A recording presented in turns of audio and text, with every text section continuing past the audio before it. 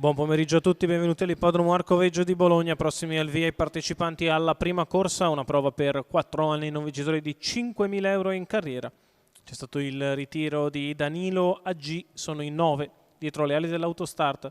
1 Dedalo, Daniele Cuglini, 2 Dabi Etoile, Lorenzo Baldi, 4 Dep dell'Olmo, Lorenzo Besana, 5 Dream of Owen, Antonio Castiello, 6 Dela Cruis, Felice Facci, in seconda fila 7 Dalica, Simone Levakovic, 8 Dollaro Light, Marco Basile, 9 D'Antoine, Emanuele Masoero, 10 Durango, Vincenzo Torrente. L'allineamento si va a completare lungo la curva di sinistra, il favorito è il numero 4 Dep dell'Olmo con Lorenzo Besana.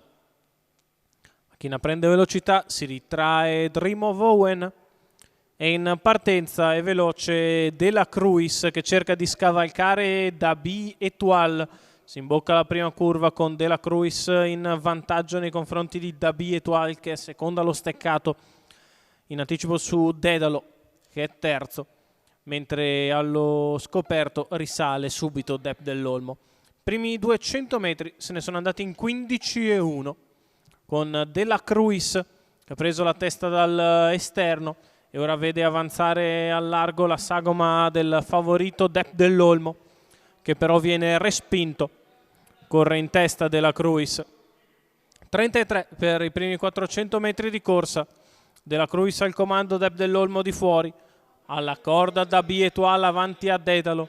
La seconda pariglia al largo l'ha fatta D'Antoine che precede Dream of Owen e Dollaro Light, il quale chiude alla retroguardia Durango.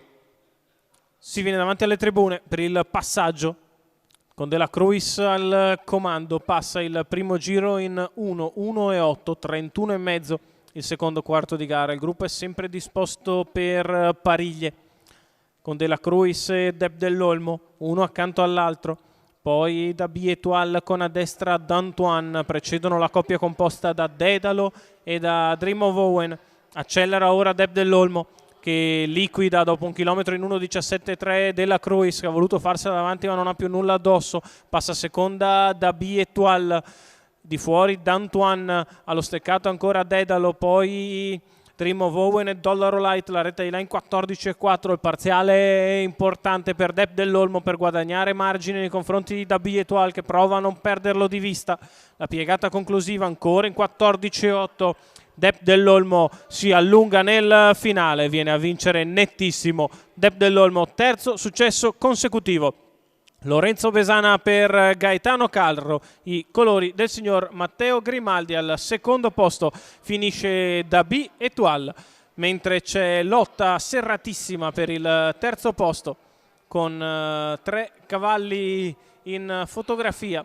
All'interno di questi c'è Dedalo che potrebbe essersi salvato, ma bisogna andarla assolutamente a rivedere nelle immagini. Il facile assunto di Dep dell'Olmo e Lorenzo Besana da netti favoriti.